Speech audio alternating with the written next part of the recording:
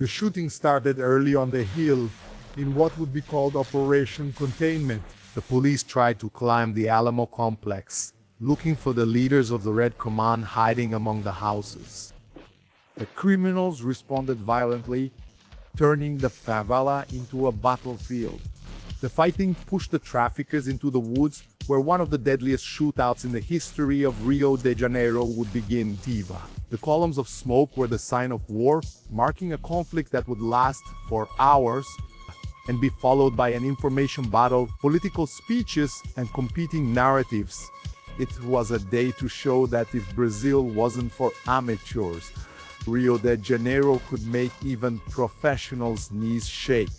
Columns of smoke announced a state of war. Brazilians had been watching scenes like this for years, coming from Gaza or Ukraine. But now he noticed the war in nearby areas, witnessing the most violent result of a conflict that had been spreading across Brazil for decades. One that the state didn't seem anywhere close to winning, especially with so many people rooting against that victory or with such poor planning for the fights.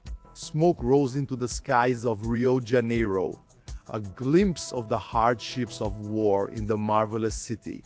The goal that day was to fight the Comando Vermelho, a name well known in the minds of Brazilians, but little understood. This was one of the largest organized crime factions in Brazil, whether on television or in the minds of many people. The Comando Vermelho consisted of traffickers wearing flip-flops and Flamengo jersey. A drug spot was convenient for the Commando and even for the experts who love to glamorize drug trafficking. Calling it police resistance was accurate. A malnourished, illiterate man with an automatic Kalashnikov 47 rifle in his hand, victimized by capitalist society. It was very convenient. But there, in Rio de Janeiro, was the base of one of the most profitable franchises in Brazil. In a period of 4 months, in 2024, a single faction cell was responsible for depositing $23 million in cash using frontmen. Drugs were just part of the business. If you consider organized crime as a whole, Brazilian factions moved around $146 million in 2022, coming from the exploitation of various illegal sectors. Among the main sources of revenue were gold production, clandestine manufacturing of beverages and tobacco products, extraction of precious minerals, and irregular exploitation of fuels and lubricants. That's right, it's not just a drug dealer on a street corner. This is a company that some ill-intentioned people reduce to a mere petty thief when they want to criticize the police. The Comando Vermelho spread across the country like a disease, contaminating everywhere it went. The Comando Vermelho established armed control over Garimpa, using heavy equipment and building fortified camps with bunkers to store weapons and supplies. It entered more than 20 states, suppressing enemies, making alliances, or converting groups to become part of its franchise. Where the Comando Vermelho isn't present, it's not because the police didn't allow it, it's because its rivals like the Primeiro Comando da Capital didn't let it in. People living under the parallel state ruled by the parallel and the Red Command know what it's like. The honest citizen has to live with both Brazilian law and the law of crime, making sure not to slip up with either of them. They pay taxes when they leave the community and pay fees for everything inside. And if they don't pay, the punishment comes. Alexandre, the owner of a barbecue stand, paid 400 reais a month to the Comando Vermelho so he could work. On August 15th, after the gang raised the fee to 1,000 reais, he sent only the old amount. He was killed 2 days later. And everyone lives under this law, everyone, even the children. Alexandra and Fernando angered a drug dealer because of a birdcage and ended up dead.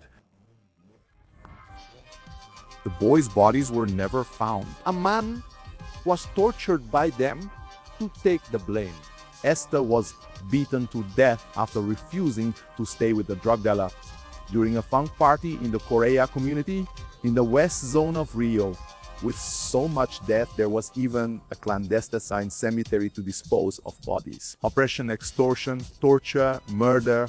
This is the glamour that many experts hide when they defend the drug dealer as merely a victim of society, simplifying the problem to a mere social and academic analysis. And these are just a few examples. This video doesn't have enough space to cover all the organized violence of the gangs, whether against people, honest people who make up the majority of the communities they control, or even against those who die for taking the wrong path or simply for crossing paths with this kind of person.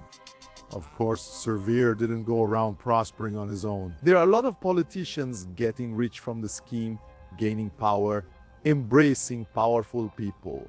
Even politicians who claim to be against crime. He embraced people who lived off crime, people living in mansions in upscale neighborhoods, stockpiling rifles that would end up in the hands of the gang. There was a shooting club president and a gun shop owner acting as an armorer to assemble and repair weapons for the Red Command, making a lot of money from it. There was a former military police officer forging documents to sell rifles, armed gangs, and even participating in drug trafficking. The gangs in Brazil are so well organized that they even have their own weapons factories to help build up their arsenals. Crime reaches everywhere. It even corrupts those who give the illusion of character or status. There are plenty of accusations of police officers handing over police equipment and helping the gangs, one way or another. On October 28, there were many people who didn't fall for the seduction of power and money from the gangs, and they were put in place to fight crime. People who are proud not to belong to a rotten gang. People who went up the hill following orders and exposing themselves to risk, only to later hear that they should have just brought a rock to disarm traffickers with rifles.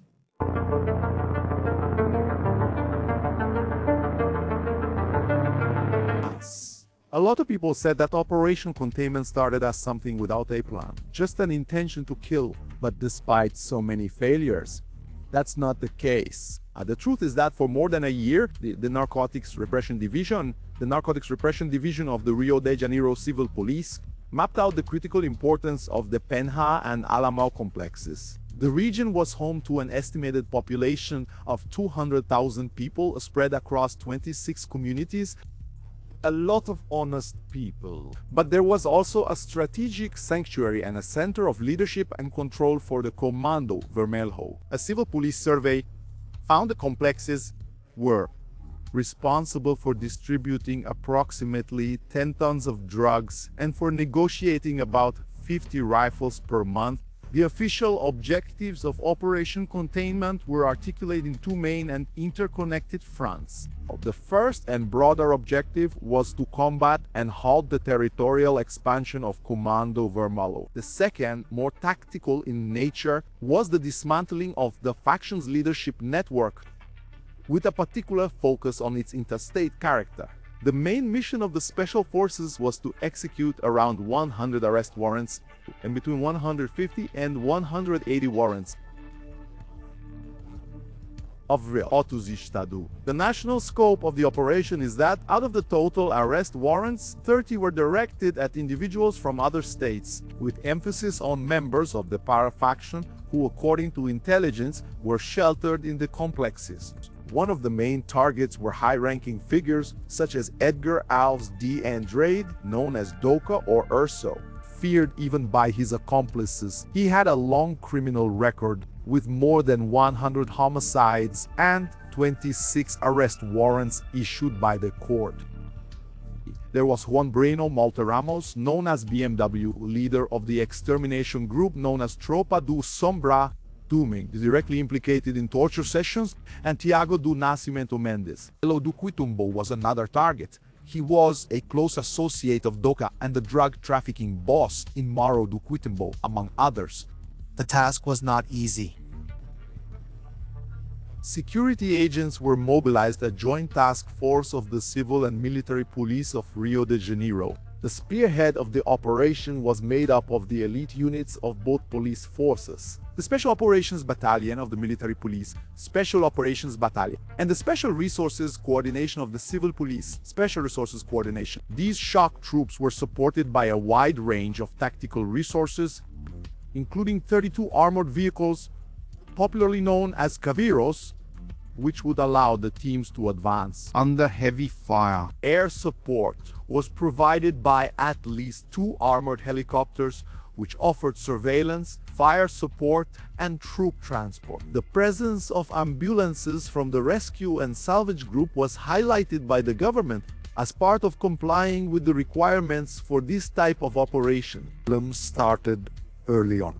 Even before the operation, at around 1 in the morning, 20 men were coming down from the complex on motorcycles when they ended up running into police officers. The military police officers were patrolling Admiral Bibiano Road in Del Castillo when they ended up getting close to the criminals. Already aware of the operation, the drug dealers started shooting out. The police officers raised their rifles to return the delicate gifts that the poor boys from the drug trade had sent against them. There were 25 shots that cleared the road. 2 of them were left wounded on the ground, still with grenades, a rifle, and a pistol. The criminals were taken, still alive, to the hospital. The 2 who were shot identified themselves as leaders of the Comando Vermelho in Espírito Santo and told the police that they were fleeing because they knew about the imminent operation. The government denied a leak, but said that the traffickers found out what was happening because of the size of the police force on the move. 4 hours later, the police force moved in for the operation. Many of them didn't know they were about to run straight into the Comando Vermelho, who were fully prepared and waiting for their arrival. The police tactic was classic. It was the hammer and anvil striking against crime. The regular police forces would be the hammer and began the siege of the complex. The civil police of Rio de Janeiro, the 41st Battalion of the Military Police, movements in different positions of the complex trying to push the criminals against Special Operations Battalion, the anvil that would receive them. The Red Command reacted quickly. It was dawn when the armored vehicles went up. The vehicles were almost like war tanks in the urban conflict, almost 8 tons of protection to withstand what the Red Command had to throw at the police, able to keep moving even with flat tires. That thing could even withstand 50 caliber shot, but at some point the vehicle had to stop, and out came the human being who had a family and had to face it. 5.56, 7.62 and heavier caliber shots. The Comando Vermelho was up there, ready to receive any kind of police officer. It could be from Special Operations Battalion or Coordenadoria de Recursos Especiais. The boldness was in the words of the armed thug. The gunshots started early, hitting the armored vehicle and sparking at the beginning of the night. The people watched in fear at the start of the clash, not knowing it would be one of the worst battles in the history of Rio de Janeiro. So many gunshots started to cause panic among the citizens who, just a few minutes earlier, were only thinking about another tedious day at work. There had been barricades ready for a long time, and many others were prepared. The rifle shots started to spread among the houses. Ammunition went up and down as the operation gained momentum. The Comando Vermelho set a tough path with barricades. Their fire fell from afar. The flames from the burned cars marked Rio de Janeiro more and more. Climbing up the hill and gaining altitude in the landscape of the marvelous city, taking in the day's news, and exposing the reality of Brazil to those who couldn't see it. The police officers began the difficult climb through the narrow space between the houses. It was an urban maze, different from what you see in so many wars around the world. Danger was everywhere there. The gunfire, a police officer's fight on the hill, happened in 3 dimensions. It wasn't enough to think about what was ahead. The danger came from every part of the make, from above, below, the sides, the front, and the back. Even the drone dropped grenades on the police officers, showing a new threat that the Comando Vermelho had against the state's forces. The faction reacted even more. They attacked the city and targeted the citizens to get revenge on the police. Those who were there, inside their homes, giving expert commentary for television, didn't have to worry. But Rio's people saw their day become hell. The fact was that the authorities ordered everything to be shut down, causing chaos in the city. The traffickers knew this wouldn't generate negative publicity for them. And if it did, the Comando Vermelho would just wait for those bothered to come up the hill to complain. The crime soldiers were there, ready to receive complaints. With bullets, the rifle with the top sight with eyes wide open stays fixed on the scope, aiming at the police officers. It began with single shots, but then the uniformed man, laughing at the enemies below, switched to automatic fire. The flames sparked continuously at the tip of the rifle, releasing the ammunition. The criminal walked out, shouting and mocking in a new uniform, unafraid of the police. The interesting thing is that a succession of shots like that would generate recoil and destabilization in the weapon he was firing. The shots went astray, scattering as they flew toward the target. After the fourth or fifth round was fired, they would all fly well above the police officer, possibly hitting anyone. But that's okay. Stray bullets that kill people only come from the police. The gunshots became the soundtrack of the day. The conflict became the focus of the media, while the crackling of gunfire made all the news channels dance to its rhythm. The police advanced amid the crossfire, walking through barricaded streets, where the scene was well prepared to slow things down and give the traffickers more time to aim more accurately. The police had to move up calmly. There were eyes everywhere, many behind scopes attached to heavy rifles. The enemy knew where they would pass and where they would be easy targets. Sometimes, turning a corner, the officer might be ambushed or left exposed in an open area to distant rifle fire. The faction's soldiers were up there, many of them smiling, showing off their weapons, and filming themselves for social media, claiming that they had easy targets in their scopes. Down below, the Comando Vermelho kids were moving around, ready. The police officer didn't have that calmness. He moved forward carrying the weight of the rifle, aiming at the base of the iron sights. His steps were careful, while his ears picked up the gunfire and his eyes searched for the enemy. What could seem like calmness suddenly turned into hell. Gunfire pursued the officers, hitting one. Sergeant Walner Luis Santana from the K9 Battalion was hit in the leg and groin.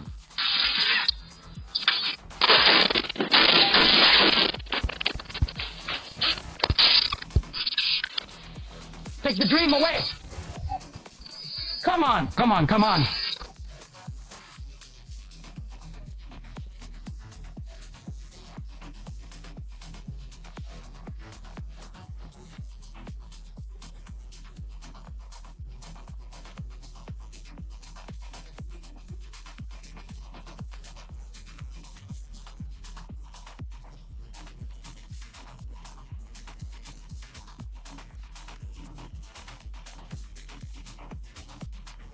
The hammer had to strike hard to throw the enemies against the anvil, which was waiting further ahead.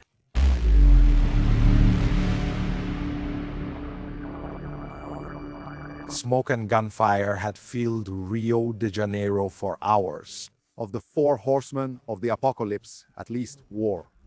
It seemed to have taken the opportunity to do some sightseeing in the marvelous city, already letting death know that it would be a fruitful trip for both of them. The police officers kept climbing the hill, alternating between sneaking behind cover and running to take a position further ahead, always making sure someone was covering the advance. They were heading toward the columns of smoke, which were getting thicker and thicker, something many people saw from afar or through videos. They smelled it and felt the heat. The burning cars were right in front of them. They had to cross that small piece of hell that the traffickers had created. Ozu. The shapes of some police officers could be seen in the middle of the smoke, trying to walk through dangerous territory, when the wide streets still made them easy targets. During the raid against the criminals, the marks of war were already beginning to take over the favela. But the material damage wouldn't be the only thing that would stand out that day. It was step after step, run after run, under the cover of her rifles and whatever else could be used to shield the shape of a police officer. The total tension and speed were something difficult to maintain together in that environment, but it was essential. The advances continued, sometimes passing people who had fainted from alcohol still unaware of the turmoil around them. At certain moments, it was just moving forward, but then stopping to face the criminal. The rifle recoiled with each shot. The police officer felt the kick of the weapon on his shoulder. Every time the trigger activated the mechanism for the ammunition to travel, each rifle did its job, heating up the barrel on a day that was already stretching into hours of battle on the hill. On that day, the fingers moved constantly. It wasn't just about pulling, pressing the mechanism with a purpose, force, and suppressing the enemy, or sometimes hitting him in the middle of combat. Little by little, the landscape of the hill also began to be filled with the bodies of people who dressed for war and fought in it for the last time. A rifle shot to the face took down one man, disfiguring him so much he could be mistaken for the famed Japonesia of Sevi. His smarter companions lowered their weapons and walked in a line to serve their sentences. They descended the hill lacking the swagger seen in that morning's videos. At that moment, it seemed that the corpse of Traquinas from Carlito Pamplona, a native of Fortaleza Serra, was already part of the war scene. But that line of captured crime soldiers was nowhere near the end. The fighting continued. Police officers risked their lives crossing the complex, which had been turned into a battlefield. There were tense moments with traffickers hiding their rifles.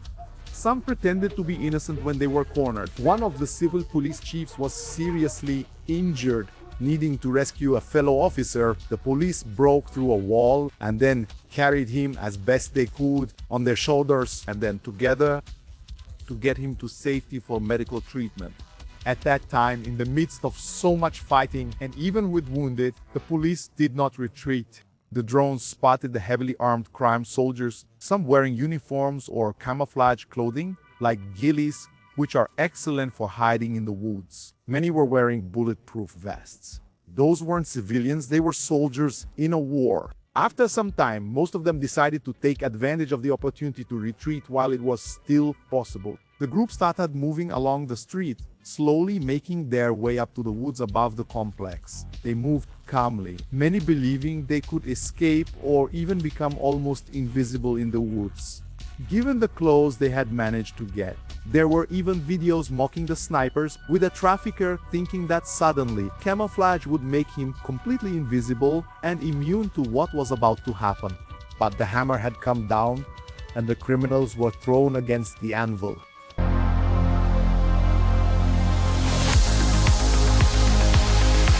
In one part of the mountains, 6 police officers tried to approach along a trail near the forest. With a risky tactic, the bad guys were completely driven out. The criminals' bullets pierced the air in their direction. 4 managed to escape, but 2 men were injured in the midst of so many rifle shots. Hit one in the abdomen, the other in the hand. They called for help as they crawled. Police officers tried to rescue them. They needed to get their colleagues out of danger. Others had to go through the woods, among them the civil police officer Rodrigo Cabral. But there was another ambush there. Rodrigo was shot in the back of the neck. Special Operations Battalion still tried to rescue him, retrieving his body. But it was already too late to save a man who was on duty just 40 days ago. Special Operations Battalion had prepared for their side of the fight. Barricades were removed so the police could pass through and take their positions. At that moment, the shootout was already intense. The police surrounded the traffickers and put to the test the camouflage they had boasted about. Now, it was the police who were on top. The criminals experienced what it was like to be under the gun as they tried to move forward. The boat wall started to stop the wave of traffickers who had climbed up through the woods, already shooting with heavy ammunition. There was a well-positioned police officer moving his rifle with the scope to spot the traffickers and start firing. The shootout was intense. Many traffickers tried to escape through the corners. Meanwhile, the police drones dropped smoke grenades and tear gas to try to contain them. So many criminals were shooting with ammunition powerful enough to blow a person's head off. That wasn't regular terrain. It wasn't easy to move around, and there was no full cover for all the Special Operations Battalion officers. Many had to crouch down and move carefully. Soldier Herbert da Fonseca was fatally hit during this fight. The other Special Operations Battalion officer was injured.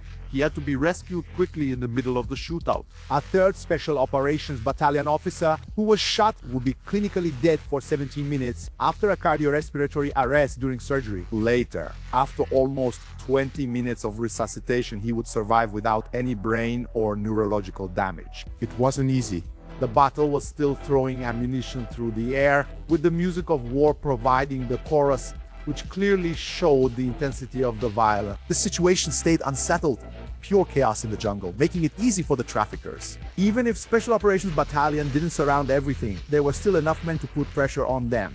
One of the leaders of the Comando, Vermelho from Sierra, rolled dead over the leaves after being shot. The sound of gunfire increased the feeling of oppression in an area already closed off by dense brush. There were traffickers sending messages saying they were cornered, but with no intention of surrendering, only of shooting and driving the police away.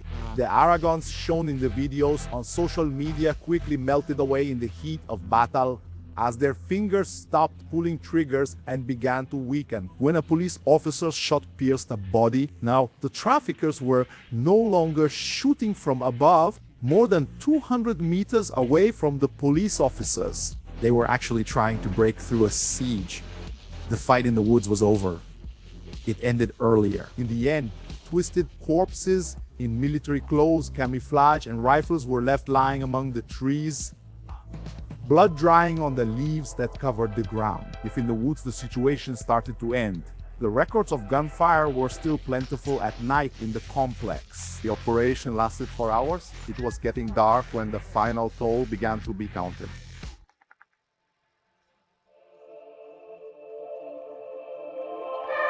The first reports came with a count of 60 dead and at least one little Japanese girl from the crime group killed. Later, the little Japanese girl turned up alive and her name did not appear on the list of the dead. Little by little, the count kept rising as the bodies were removed from the forest area. There were dozens of them carried by citizens, others brought in pickup trucks. The morbid work went on through the night.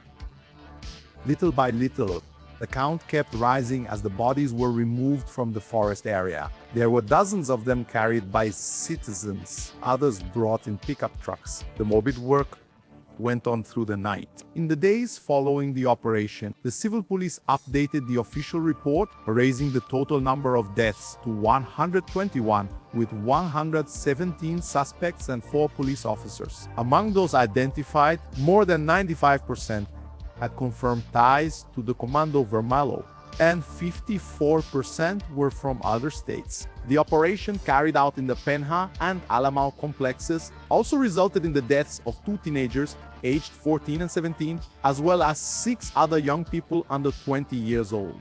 More than half of the criminals killed were up to 30 years old, reflecting the statistics and life expectancy of those who joined the gangs.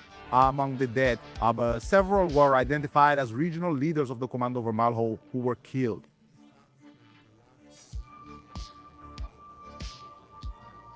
Apparently, 113 were arrested, only 17 were arrested by warrant and 82 for being caught in combat. Among those detained, 10 were minors. The seizure of 91 rifles, 26 pistols, 1 revolver, 14 explosive devices, and a quantity of drugs was also reported.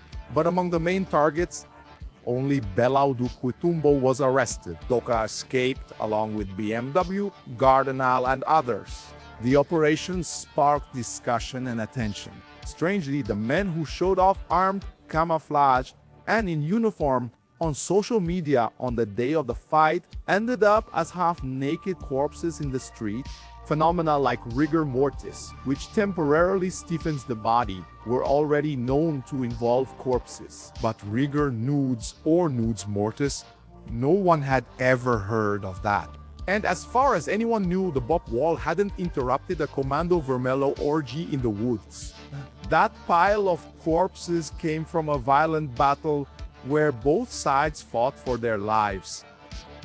But now, each body was part of another war. To provide information, a lot of people in the media and politics bought into it. Mothers crying for lost children, people outraged by so many bodies lying there, filmed by drones. From above, a line exposed to the world without weapons, sometimes with people still cutting off their camouflage uniforms, which couldn't appear in that scene. Every father, every mother cried. Many blamed themselves for their children's mistakes, while others simply mourned the loss, loving even those who were hurt. He enjoyed every tear. The true suffering of the good people in the community.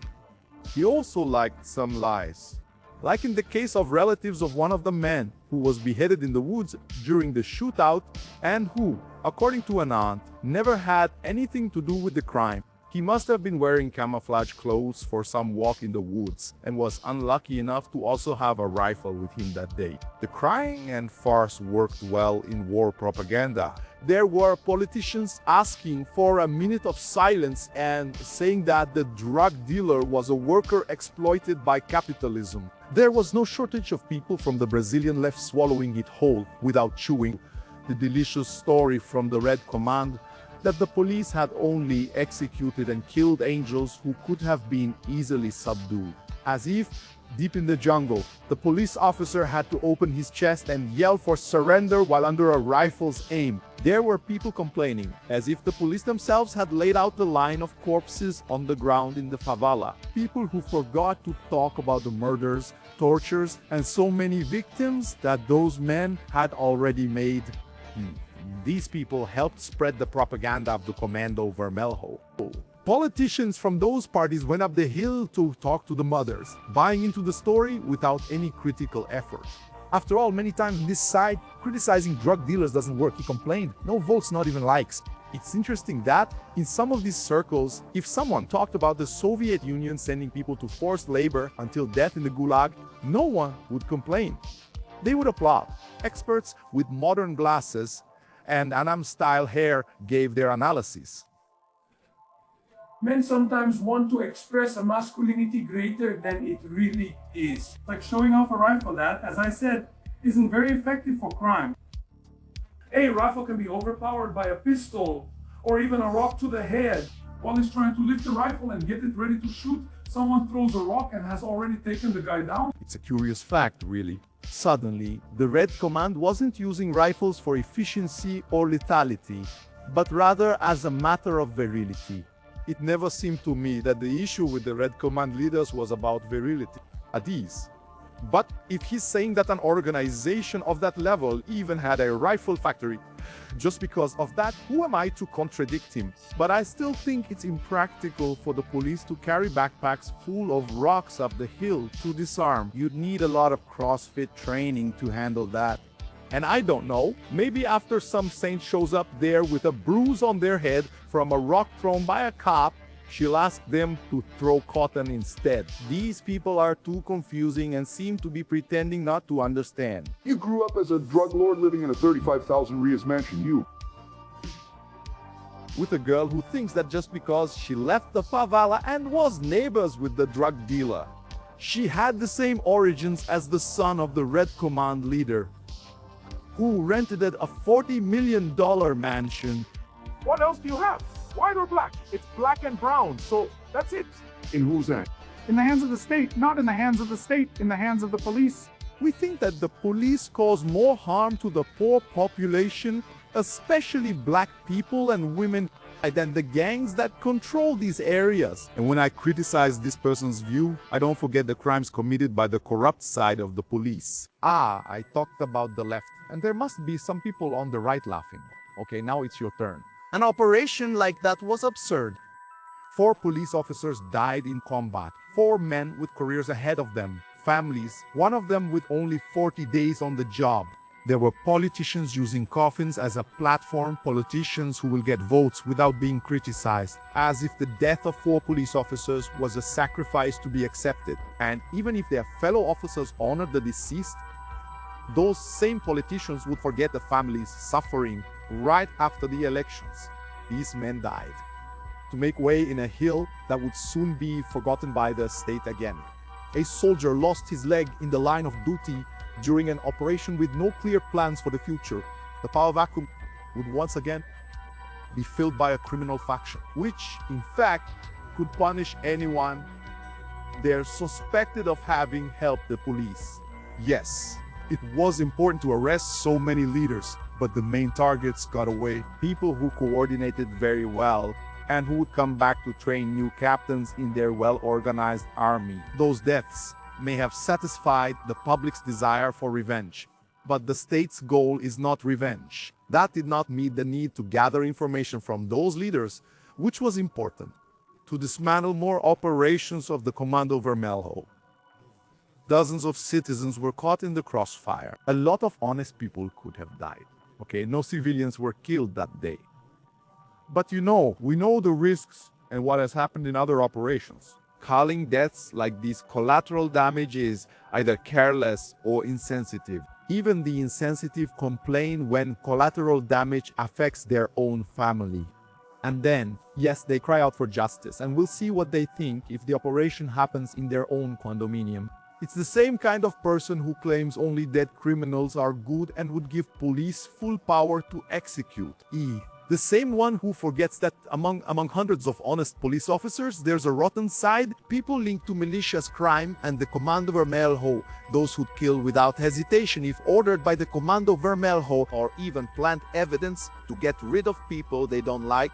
These same people often have their favorite politicians, and even if those politicians have ties to drug trafficking or militia, they keep voting for them and defending them fanatically, saying that the accusations are just. Funny how when a poor person is killed without a trial, just on suspicion, then it's not a problem, then it's not persecution. And when I say this, don't even try to say that I'm defending that line of criminals lying on the ground in Complexo do Alemão. Do you know what I'm talking about? Have you never read anything about innocent people killed by mistake, or corrupt cops, or even about unsolved murder cases in Brazil? Are you illiterate? When people say a good criminal is a dead criminal, they don't usually mean dying of a heart attack. You have to remember that the person behind the rifle, the one shooting at the criminal, is a human being who puts himself at risk in front of someone who's shooting at him, many times with better weapons and from an advantageous position. The police officer suffers from the scars of this war. The large number of wounded officers who manage to survive are often forgotten by society. Depression, anxiety, post-traumatic stress, and the after effects of serious physical injuries are part of the lives of many of them. The loss of even one honest police officer is not worth it in a poorly planned operation. What's the point of killing 100 criminals if another 100 will take their place and go back to terrorizing them? What's the point if a militia is just going to take over the weakened spot of the Red Command and then maybe even go to war, when the former owners of the area would only cause more panic for the population? It's necessary to have a well-established plan for before, during, and after. Are you going to put the lives of the police officers and the population at risk in the middle of a shootout? The gangs have no responsibility toward the citizens and the police. They are criminals.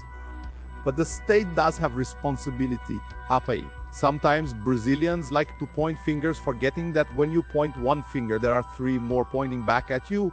There are people who say that drug dealers are victims of society, people who talk about collateral damage, as if other people's lives were just a mere cost in the face of a greater good. It's politicians grandstanding. It's citizens who love criminals and often love criminal politicians. On both sides. It doesn't matter if they're right-wing or left-wing, the problem is widespread in Brazil. That won't change unless the population changes.